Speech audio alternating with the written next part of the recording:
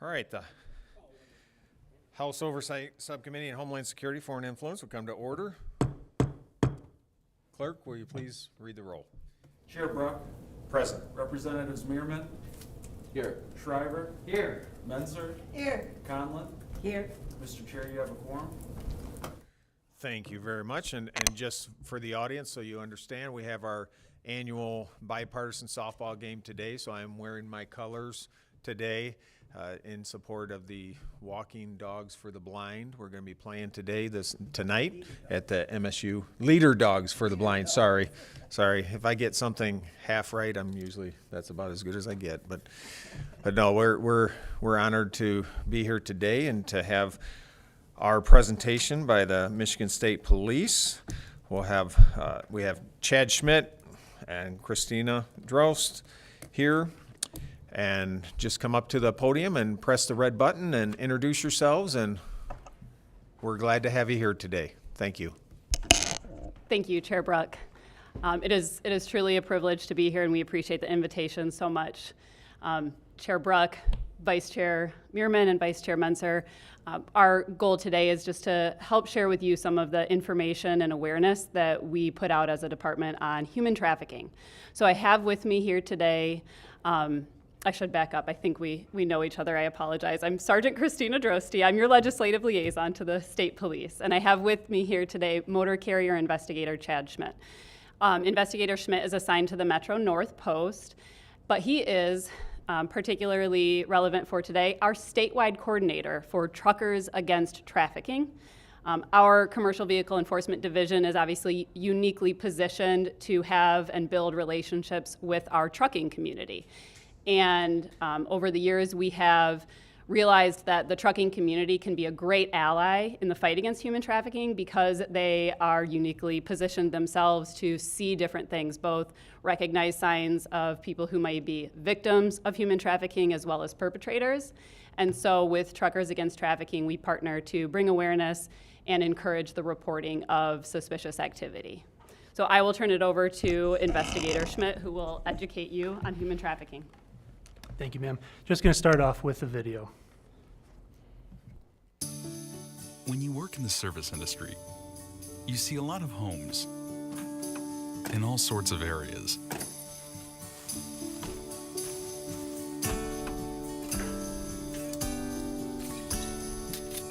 Meet a lot of people and even pets.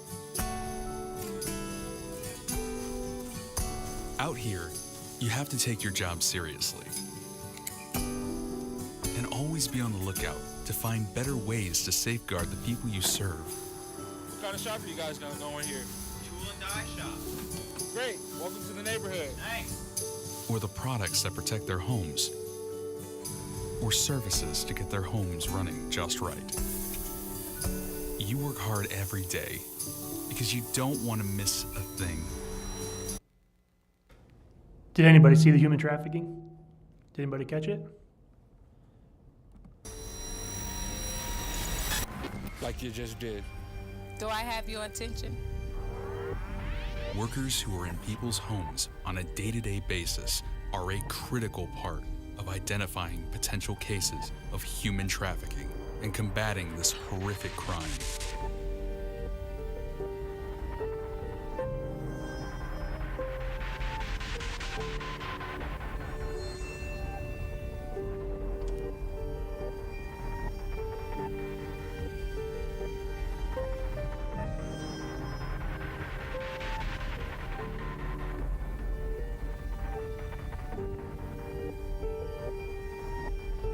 When you know what to look for, you can help bring an end to human trafficking.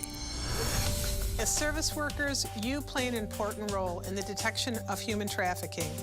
You are on the front lines, in homes and in neighborhoods. Now that you know some of the signs to look for, you can help save those who are being victimized. Together, we can make a difference. If you identify someone you think may need help, please contact the National Human Trafficking Resource Center at 888-373-7888. This is a toll-free hotline that's available to answer calls from anywhere in the country, 24 hours a day, 7 days a week, and all calls are confidential. On behalf of the Michigan State Police, thank you for your help in keeping our communities safe.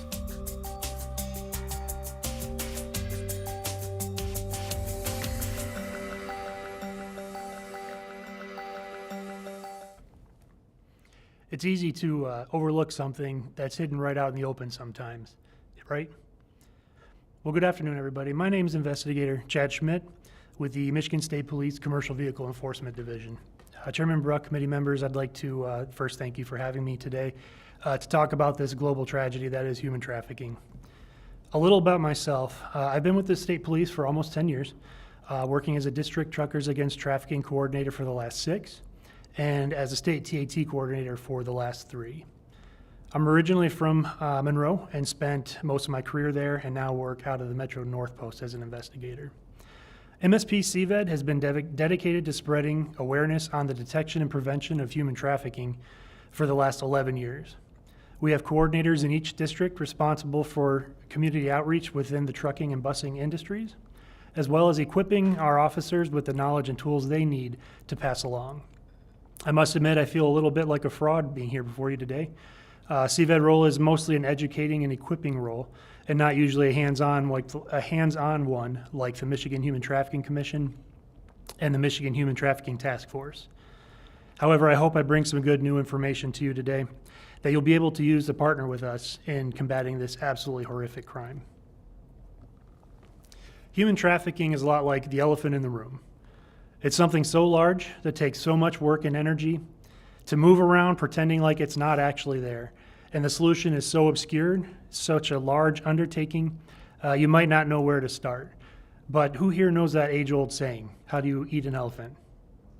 Right, one bite at a time, absolutely. You may be thinking, I've never seen it before. Is it even in my area?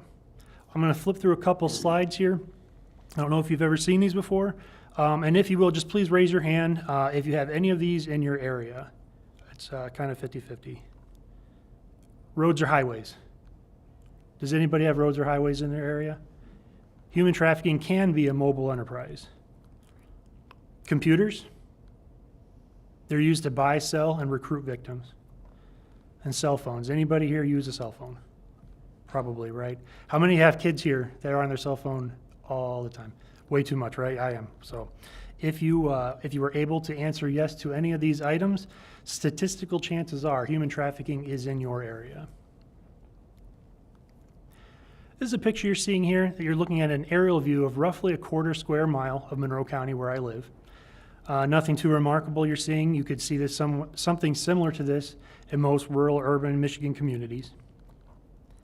That yellow arrow there is pointing to a house that belongs to my cousin. He's lived there his whole life, grew up there, got married, bought it from his parents, my aunt and uncle, and now has an adorable little girl named Charlie living there.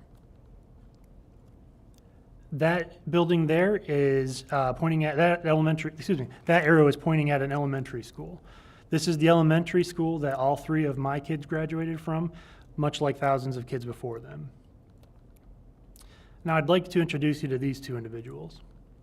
Tori Brothers Helton, she's a 29-year-old female, and Anthony J. Miller is a 23-year-old male. Around 2018, a 16-year-old female from Georgia was living in a bad situation with a terrible home life and moved to Ohio, Toledo, with her sister, Eventually she met Miller and became his girlfriend, 23-year-old man, 16-year-old little girl, and moved into a house with both defendants. Well, times get tough and money gets tight as it happens. So Brothers Helton, the female, began selling sexual encounters and pornographic pictures of the 16-year-old little girl victim. Where specifically do you think it is that this took place? Show you this picture again. That little girl was taken out of that house right there. This is the one house, this house is 1 block over from my family member's home and literally in the backyard of my kid's elementary school. Thankfully, this house was raided and that girl was rescued. A little bit of information about that. Tori Brothers Helton, the female, she was sentenced to 35 to 240 months in prison. She is no longer incarcerated, much too short if you ask me. The male, Anthony J. Miller, he was only sentenced to 365 days in prison for his role. So if you are still wondering, is human trafficking around you? the statistical chances of human trafficking is in your area. Some facts about human trafficking. There are approximately 40 million human trafficking cases a year reported worldwide. It's estimated to be approximately $150 billion a year industry in the U.S. alone. According to the Department of Homeland Security, 77% of all victims are in forced labor, 23% are in sex trafficking. 50% are male, 43% are female. While human trafficking statistics are difficult to quantify, given the clandestine nature of the crime, an emerging at-risk demographic has quickly become the LGBTQ identifying individuals as well. Within sex trafficking, 78% are female, 22% are male, 92% adults, 8% children. Within the forced labor industry, 33 female, 67% male, 73% adult, 27% children. Since its inception, the National Human Trafficking Hotline in Michigan alone has had almost 11,000 contacts received, identifying 3,307 cases with 6,909 victims being identified. These numbers are staggering. This is Michigan alone. As I mentioned before, I work for the Commercial Vehicle Enforcement Division. We're often referred to as the DOT cops, affectionately. We are responsible for enforcing all laws in the state of Michigan as they pertain to the trucking and busing industries. This fiscal year alone, so far, we have effected more than 29,000 traffic stops, completed over 26,000 vehicle inspections, and we still have a whole other quarter remaining this year. As such, we are in a unique position to spread the message of anti-human trafficking.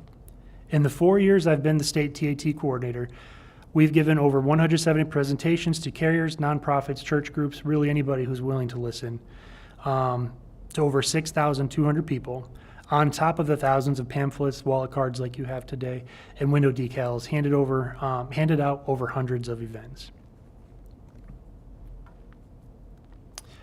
Unfortunately, one huge impact human trafficking has on its victims is trauma. I know this term is thrown around a lot these days, but I am actually referring to the actual devastating physical effects caused by human trafficking. Many physical and mental complications are inflicted on human trafficking victims. Here you see a brain pattern scan of a normal human brain, and one on the right that has suffered the effects of the life. The physical, emotional, financial, and mental dependency a trafficker creates in their victims often leads to what is commonly referred to as Stockholm Syndrome, a psychological condition where hostages develop positive feelings and a sense of identification with their captors, even to the point of sympathizing with them. I see no better illustration of this than with these two. Remember them? I want to read a part of the statement their victim gave at their sentencing. This is an excellent, although heartbreaking example of the psychological effects of human trafficking on a victim. The victim wrote, "I didn't see a problem with my or any of our actions until all was said and done. Neither one of them forced me to do this, but looking back, I do wish that someone would have stopped me. I'm not trying to say they did nothing wrong, but we all make mistakes." Now, does this poor little girl have a saint-like capacity for forgiveness? Possibly. Or is this more a clear illustration of a human trafficking traumatized brain? MSP-CVED has partnered with Truckers Against Trafficking, a 501c3 nonprofit founded in 2009. Their mission statement reads, "TAT stands committed to educate, equip, empower, and mobilize members of key industries and agencies to combat human trafficking." They have helped identify and save thousands of trafficked individuals, as well as trained more than 2 million people on how to recognize and report human trafficking. Their newest human trafficking training curriculum is one of the very best available, which I have recently implemented as required training for any new district coordinator joining the CVED TAT team. Their work is tireless and infectious. If you'll allow, I'd like to show you one more video.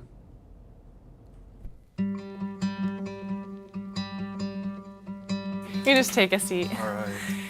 Thank you so much for coming in. I'm Mary, by the way. I'm Mary. Tonight. Tonight, nice to meet you. Nice to meet you. Don't mind the giant microphone above your head. I'll try not to. There are 3 photos in front of you. If you could just pick one, it doesn't really matter which one it is, and show that one to us. All right. Could you describe her to us? She looks youthful. I feel like this is one of those situations where if I say he's 23, then he's actually going to be 16. Hispanic, maybe not full, but part. Similar to me, actually. Well, I mean, she's young, so probably has a lot of things to look forward to. I would describe him as friendly. She looks, I don't know, happy. She doesn't look shy, but confident. Anything she puts her mind to, she could achieve. We actually have his story, if you could read that out loud to us. Okay, Marcus. I grew up really close to my parents. Adriana. I grew up with my brother and sister. Amy. I remember watching the Olympics on TV when I was 5 and being totally in awe of the sprinters. I was the middle child and easily the quietest. I felt like no one ever saw me or cared. Dad was too drunk to keep a job, and he never even saw me unless I was in his way. Mom worked 2 jobs to make sure we had food for every meal, so she was never here to know when he would hit us. One day when I went to the mall, like I like to do to be out of the house, a man came up to me and told me I was beautiful and asked me on a date. On our first date, he drove me around in his car and said we could eat whatever I wanted. Every time we were together, he bought me something new. Tom really cared about me, and Tom really made me feel special. I was in love with him. After only going out for 3 weeks, Tom offered me a way out of my home, asked me to move in with him. So when he asked me to have sex with him, I did. He would put his hand over my face until I couldn't breathe. Tom had friends over pretty regularly, and I could tell that some of his friends were into me. So I kept my door locked and hoped that no one would bother me. After a few nights of crashing there, he said that I still owed him for letting me stay at his place. He said he had a friend who wanted to spend an hour with me. He told me I might have to do some stuff, but not to worry about it. It's not a big deal. When I didn't want to, he slapped me and said no one ever cared about me like he did. But I didn't know what else to do because I needed a place to stay. His friends forced themselves on me and took turns while he watched. One by one, they come down to the basement, telling me how pretty I am. When they're on top of me, I just close my eyes and pretend I'm running. I'm exhausted and I don't know what to do. My name is Adriana. I'm 16 years old. My name is Marcus. I'm 14 years old. My name is Amy. I'm 12 years old. I live in Grand Rapids, Michigan. And I live in Grand Rapids, Michigan. And I live in Grand Rapids, Michigan.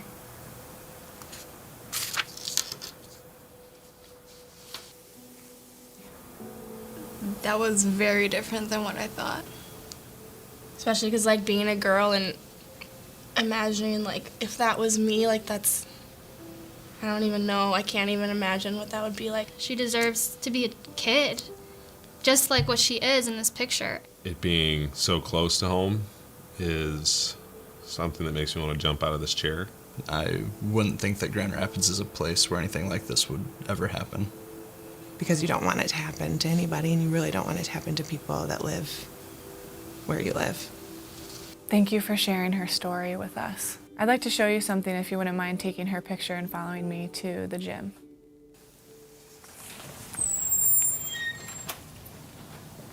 Oh, wow.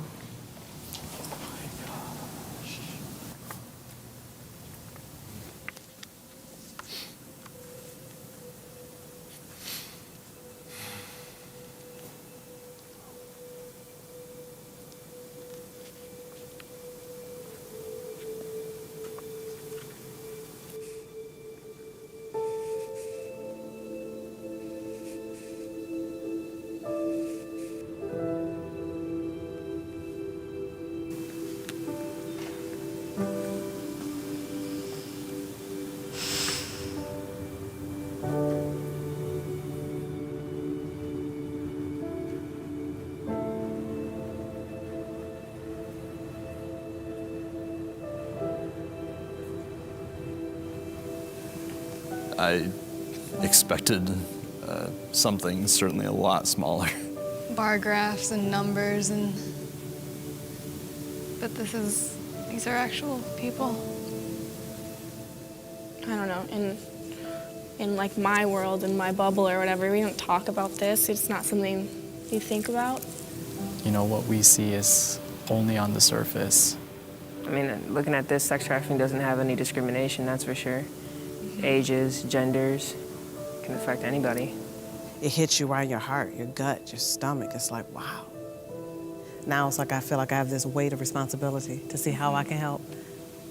Changes through greater awareness and making people realize that this does happen here and will continue to happen until we decide to make it stop.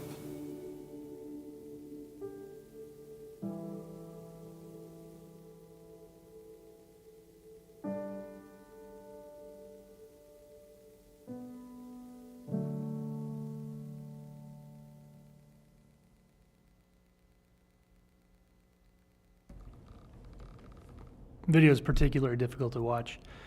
Finally, I leave you with this choice. You can participate and be a part of the problem. You can ignore it and do nothing to help. Or you can get involved and help save a life.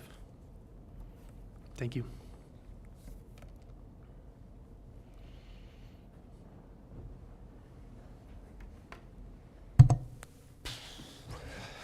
Okay, what am I supposed to do now?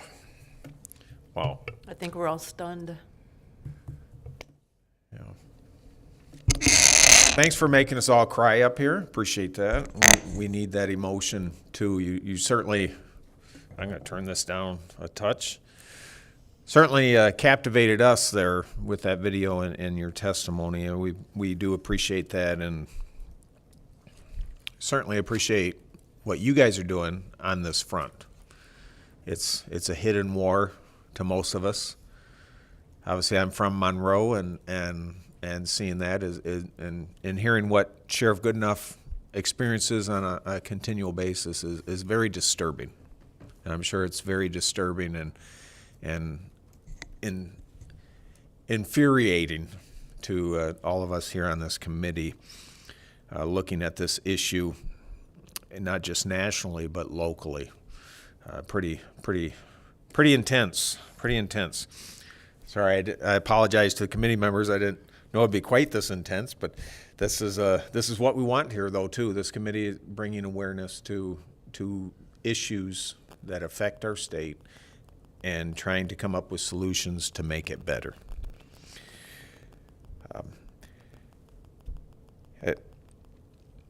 I'll just go to questions. I have a couple questions, but I'll go to some questions first, because then I'll recover. So, Representative Shriver, sir. Thank you, Chair.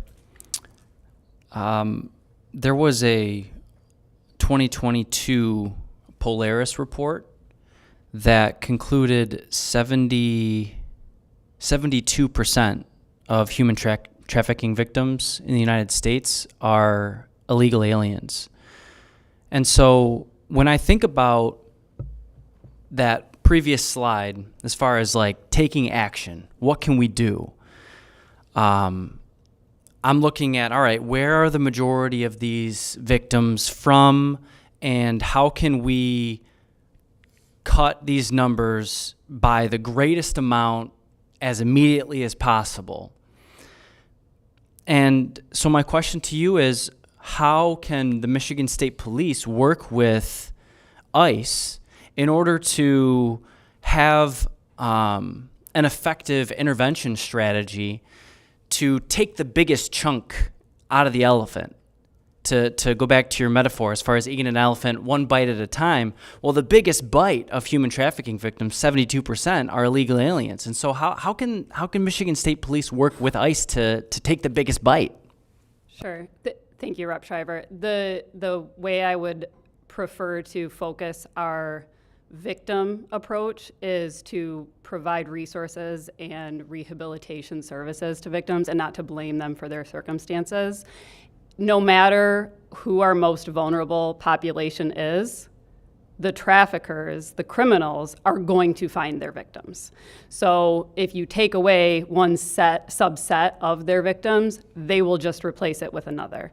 And what the Michigan Human Trafficking Commission has tried to do is suggest and recommend legislation that produces a victim-centered approach for resolution, not victim blaming of being in that vulnerable population.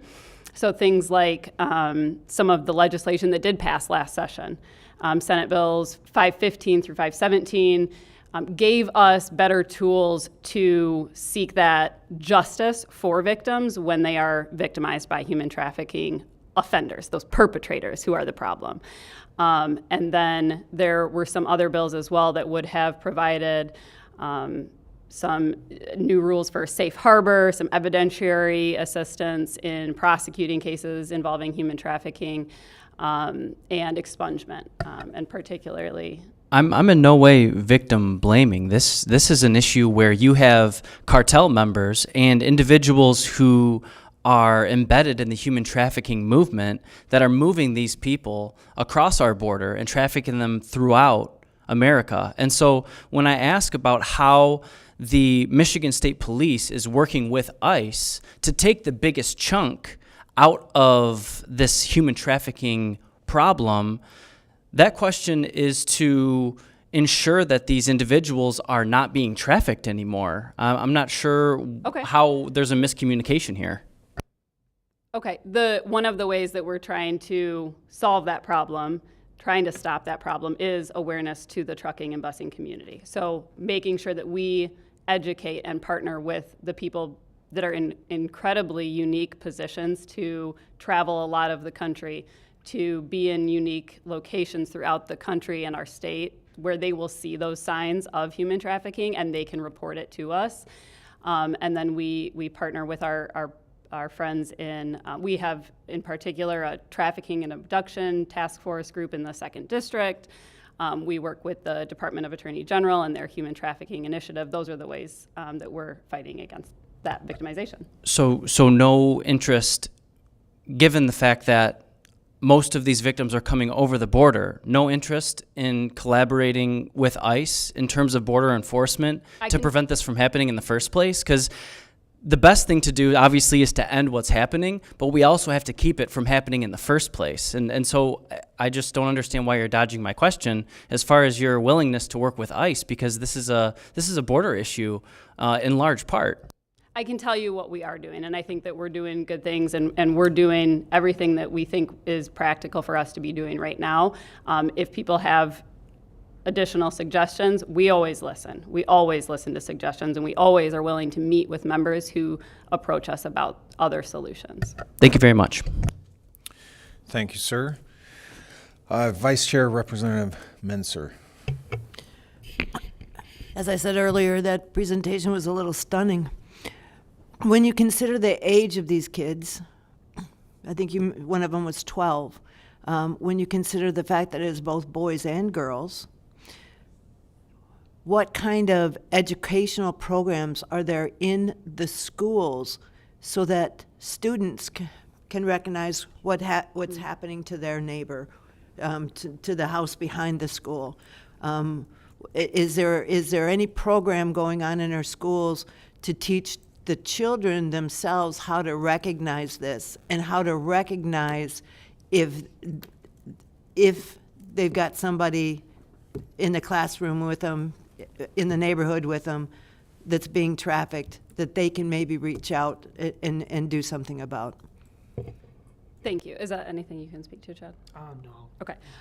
So we have several presentations that we give from different groups of our department. I mentioned our trafficking and abduction group task force, and the detective sergeant that actually heads up that group, he sits on the Michigan Human Trafficking Commission as well. And so I know it's got to be this holistic approach. I cannot today point to a very specific educational program that we do in schools, but I am really sympathetic to that suggestion, and that's something that I'd love to make sure that those groups, our experts, are considering and thinking about all the time. I know. I'm sorry. Go ahead. I was going to say, because it's not just the police officers, it's not just the guidance counselors or the school principal, but it could be the custodian.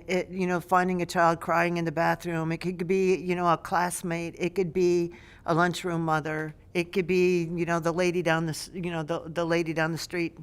So I think a wider and we all know that human trafficking exists, but how do we recognize it, and how do these kids recognize it in one of their peers?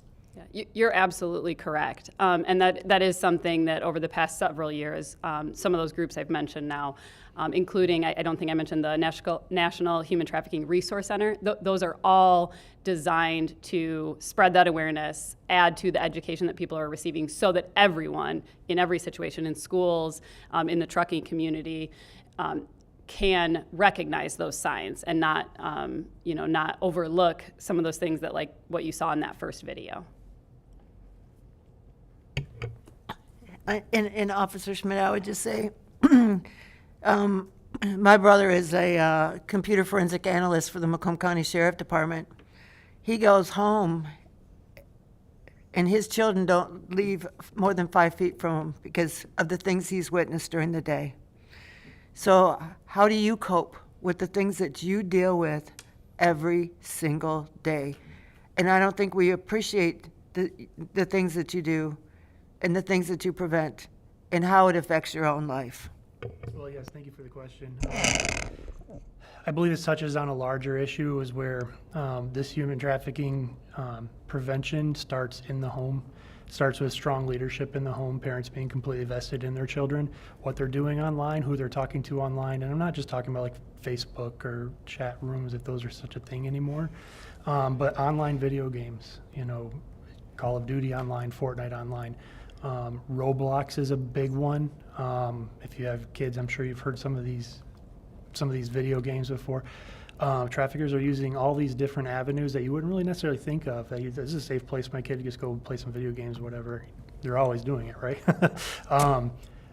So for me, I'm in that boat. My kids are online all the time.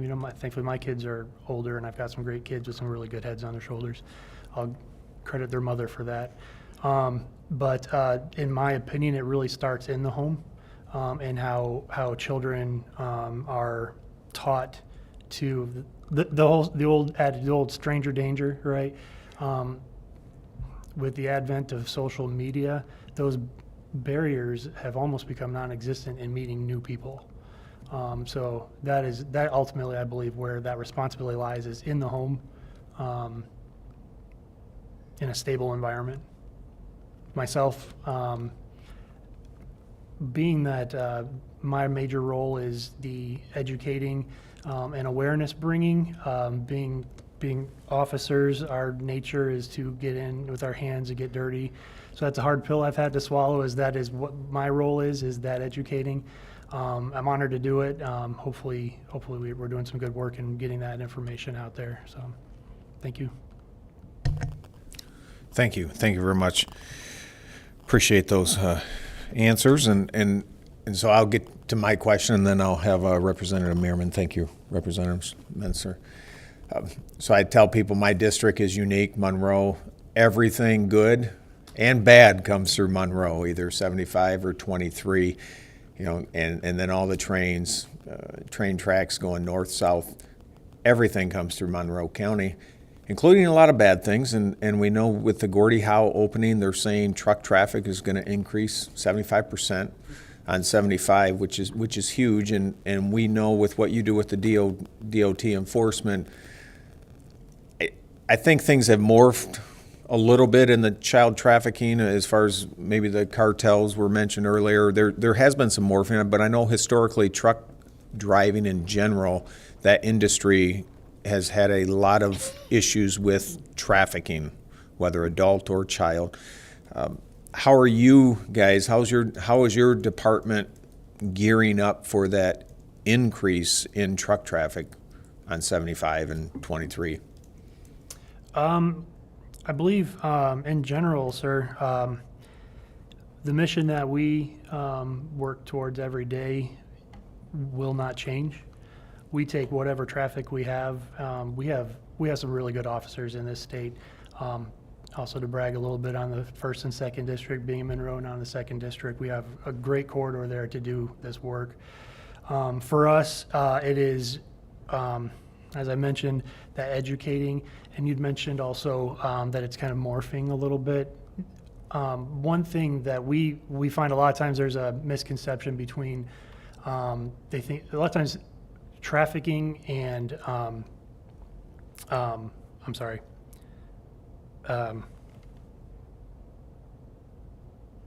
what is the other word for moving guns and drugs? Smuggling. Smuggling, thank you. I'm sorry. Yeah, so a lot of times smuggling and trafficking is used synonymous when it comes to humans, and it is not. It is not. Oftentimes, moving people is not even an element of human trafficking. People, kids, adults, teenagers are being trafficked out of their own homes. The trucking and busing industry is absolutely a huge component to this still. Because we are seeing that in truck stops. You're still seeing that car that doesn't belong in a truck stop.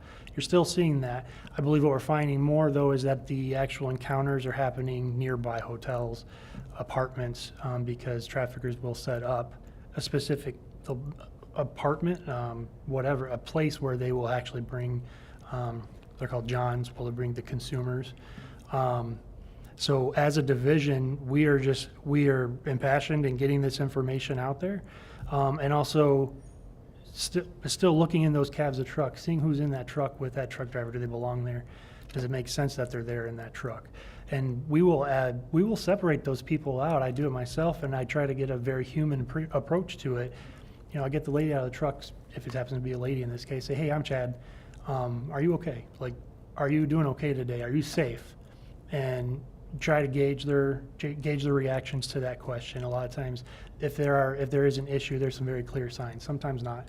A lot of times, they're like, no, this is my husband. We've been together 20 years. You know, so a lot of times it's very valid that there's another person in that truck with them. But overall, we try to be those eyes and ears, and hopefully we can see something and do some good in this.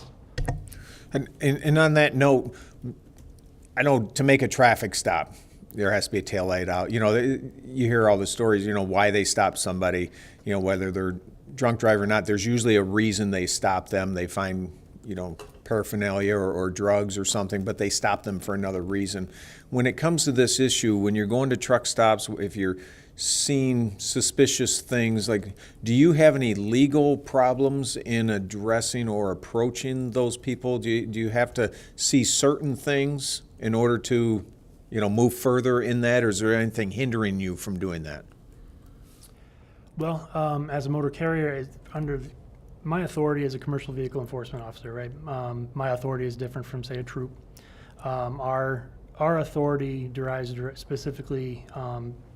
We have authority over all laws in the state of Michigan as it pertains to commercial vehicles. So it's very specific of what we do, what we have authority over. So starting there, that is what we do. Is we don't just do big trucks, we do all kinds of small trucks. If it's in the commercial definition, you know, we enforce on those vehicles. One of the biggest hindrances that we have is that if we see something, we can investigate, but if we don't have something under our authority to legally keep somebody there, detain them for an investigation, there's not much we can do. And at that point is we can say, hey, we can call the task force, say, hey, I just saw this with this vehicle, this plate number, try to get some good information that can kind of, hopefully maybe that can lead to some more investigation and find something, you know, useful there. I would say that's probably under CVED's authority, staying within our legal authority. That's always a challenge for us when we're out on the road and we see that vehicle passing us, that non-commercial vehicle passing us 100 miles an hour. But I'll let you. Sure. I'll just add a little bit to that. I think Investigator Schmitt hit it on the head of, like, there is a line at which, you know, we're kind of prohibited from doing anything more, in it being more intrusive into someone's vehicle, their person, you know, detaining them, etc. I would say that's a good thing, though, as far as the Constitution is concerned, okay? I teach Fourth Amendment search and seizure. I was teaching recruits yesterday in it, and I'll be teaching them again tomorrow in it. So those are things we obviously protect and defend. There's a lot that goes on in trained officers' minds. We're trained observers, right? We pick up on very small cues. And so sometimes we pick up on something, you know, one of my mentors used to call it your spidey sense. You pick up on something and you maybe can't quite articulate it, but it's at least enough to raise a red flag in your brain and maybe contact the task force or kind of do a little bit more digging elsewhere, but doesn't get you to the point of detaining longer, making an arrest, searching a vehicle, something like that. But so we do, there's a lot of observations that we do make short of that continued investigation or detention. Thank you. Representative Meerman. Thank you, Chair Brooke. I'm glad you didn't call on me first. And I appreciate the committee and your hearts collectively here on this topic. It is heavy, but like Chair Brooke said, this is our job. So, and it's your job, and you're on the front lines doing what you can. You mentioned, I think briefly, LGBTQ as kids, I think you were saying might be more likely to be trafficked. I just want to confirm, is that what you were saying? Not necessarily more likely. It's just one of the demographics that we're seeing emerging in it. And maybe you can speak to this a little more, but statistics are difficult because there are multiple reporting agencies across the country and they don't always connect to, so reporting can be difficult, and plus it's a crime. We don't know what we don't know. We don't know how much of this is actually going on, but what we're seeing, it's just astronomical. I mean, there's just so much of it. So I can't speak to what the number is or whether if it's growing, how rapidly it's growing, but that is a demographic that we're seeing emerge in this.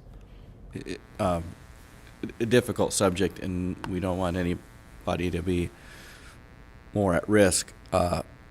Is this a sort of need-based demand where the Johns are saying this, or and if we can't go down this road, that's fine, but I'll say I'm not sure I understood the question. so if I understand is I guess I could say there's a market for everything, so to speak. The demand side is something that is actually, from our perception, the demand side is not necessarily addressed like the supply issue is. So you remove the demand for a product, that product's not going to be supplied anymore, right? So that is one aspect that I believe that is not addressed as much as it could or should be, is the demand side. What are the hard-hitting consequences for those who are looking to be consumers, right? We're looking for the ones that are doing the trafficking very specifically, but you remove that demand, you're going to remove that market, so to speak. which kind of goes into my next question about, you talked about the sentences those two got. Is that, from what you know, is that a sentencing guideline situation, or why couldn't they get more time? So any felony, there is going to be sentencing guidelines that come into play of like how much time somebody gets. We as a department don't take a position on like what penalties should be for certain criminal offenses. There is, for what it's worth, a lot of research in terms of, steepening the penalties alone is not going to solve this problem. In fact, it's, making sure that there is sure consequences and swift consequences.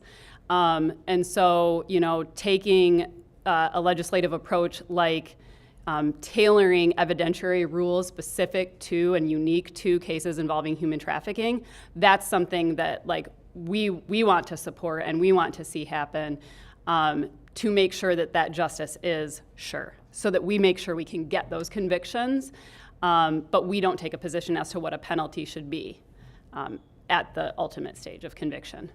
And I can appreciate that at the state police level. And I didn't look into sentencing guidelines, and I don't know what level. I don't know if there's different levels of trafficking, category 1, 2, or 3. But to me, that was just such a clear case that I understand too the idea that just lengthening the sentence doesn't stop the crime. But 16-year-old, and you knew what you were doing. I don't see why 5 years isn't completely appropriate. It's just, you can't do that. So horrendous to traffic somebody else like that.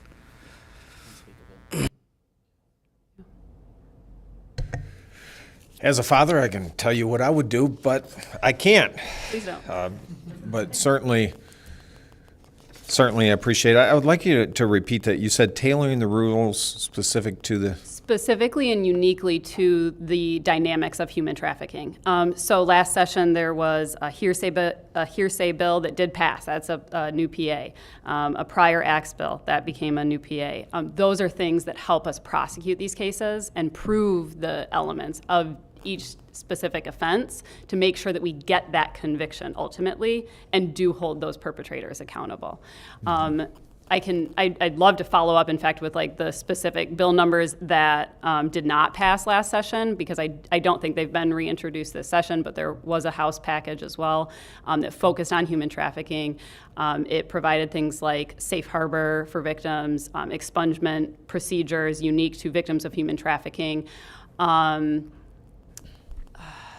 And I think there was another evidentiary rule that did not pass last session as well, dealing specifically with expert testimony in human trafficking cases, so that an expert witness could testify about the dynamics of like why a victim might be responding the way they're responding or acting the way a juror might not expect somebody who's been a victim of a crime to act.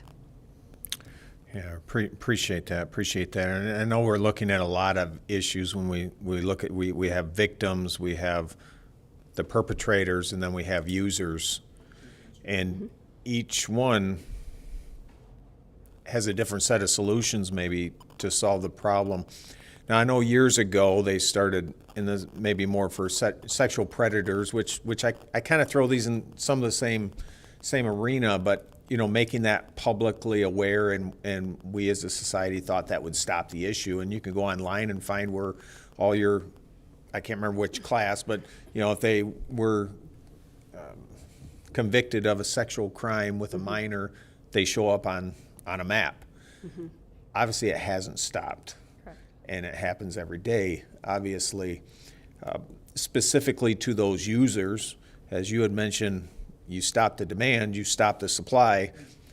Do you have any suggestions on that user side of it that I have probably just as much hatred of as those providers as well? But sure. I don't think today we have a legislative proposal or anything like that for the user side. Sometimes we have to. It's unfortunate. I wish I could focus on every aspect equally and fully and at 100%. But I think that what we've tried to do, and I say we, I'm not taking credit. This is not my work. I wish, and I'm grateful for that work. But the Michigan Human Trafficking Commission, they have those legislative recommendations that I think they said, you know what, this is where we could improve things most easily, most quickly, and start that improvement going. But I don't think, at least off the top of my head today, I can't remember any one of those specific legislative recommendations being specifically tailored to the user side of things. Okay. Well, thank you. We don't expect you to remember everything. I try. As well. Representative Conlon, ma'am. Thank you, Chair Brooke, and I think it'd be great to look at whatever legislation didn't pass the last time. I'm sure it was bipartisan, and whatever we could do to help that along this time, I think would be great, because I was going to ask the question that I think Rep. Merriman was mentioning too, like the sentencing being so low with these two individuals you pointed out.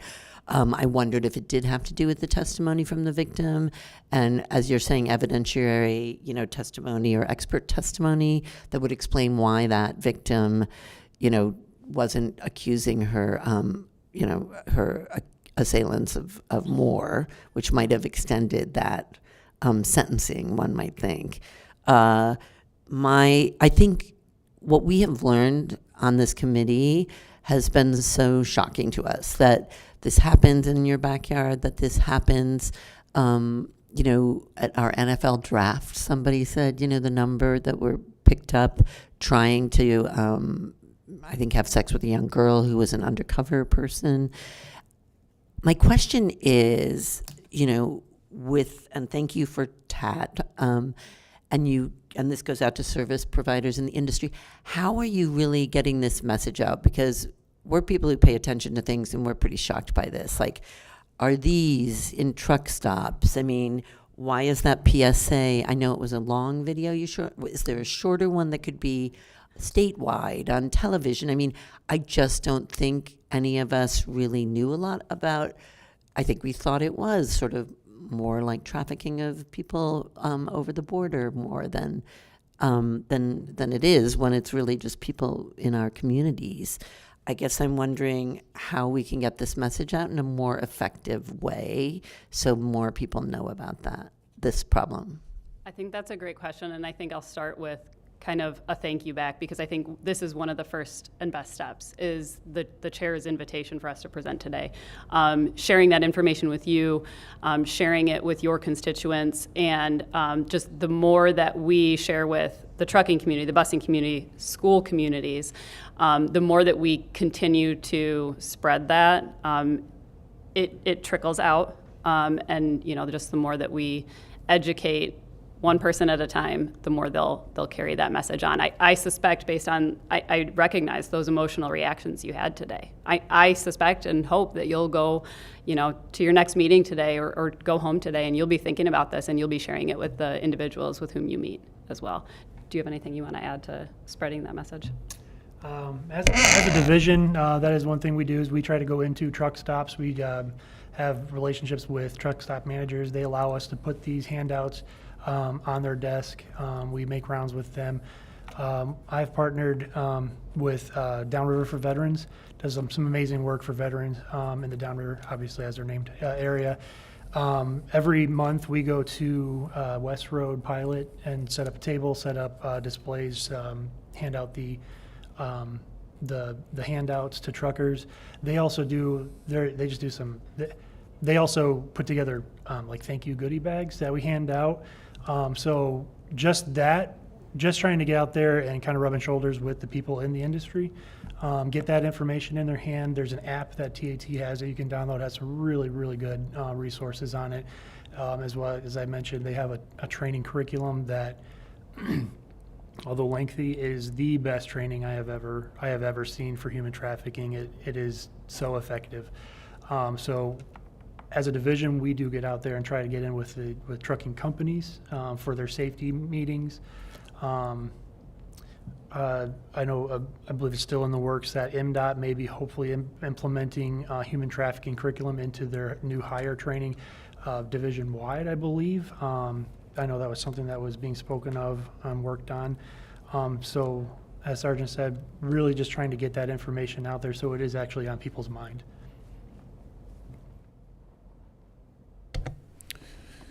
We appreciate all the questions, and certainly we appreciate all the answers and your willingness to come out today and testify and try to bring awareness of this issue.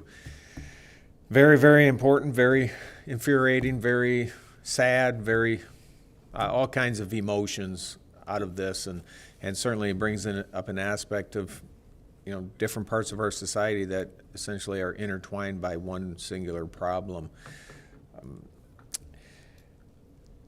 You had given us a couple recommendations, so I won't ask that question again, and certainly we'll be in conversation on the other topic, the prior House bill, and see what possibly we can do this session and take your recommendations to task and try to get something that puts more tools in your toolbox. And I guess the final question I would have is we have MDOT, or not MDOT, but enforcement arm of the Michigan State Police doing something that maybe isn't part of your job per se. You're working with commercial trucking, but you're doing this trafficking, the TAP program, kind of on the side. Is there other organizations that you are working with within the state that is doing the similar things? I know what Sheriff Goodenough's doing down in Monroe, and we know what other sheriffs are doing. Is that being? Are you getting cooperation from the other agencies that you need? Yes. On that, and the question is, I know you have a primary job. This is really a secondary. Is there something more you need to allow or do that secondary even better? So as far as who we partner with a lot of agencies. We partner with other state departments. I think I mentioned the Michigan Human Trafficking Commission and the Human Trafficking Initiative. Those are both in the Attorney General's office. So we do have great partners. We are so grateful for our partners. Could not do it without them. And then I think the second question was, do we need anything? We always need something, right? I could sit here and ask you for a lot of things, but today specifically, I do not have an ask, though I do appreciate the offer, and I will take you up on the legislative proposals that I mentioned. Okay. Well, hopefully you'll have a working partner with the legislature as well. So thank you both for your testimony. Appreciate your time and sincerity in what you did. And thanks for making us all cry today. We also appreciate that. We need that. So thank you. All right. And seeing there's no members to excuse, there being no further business before the committee, we'll stand adjourned.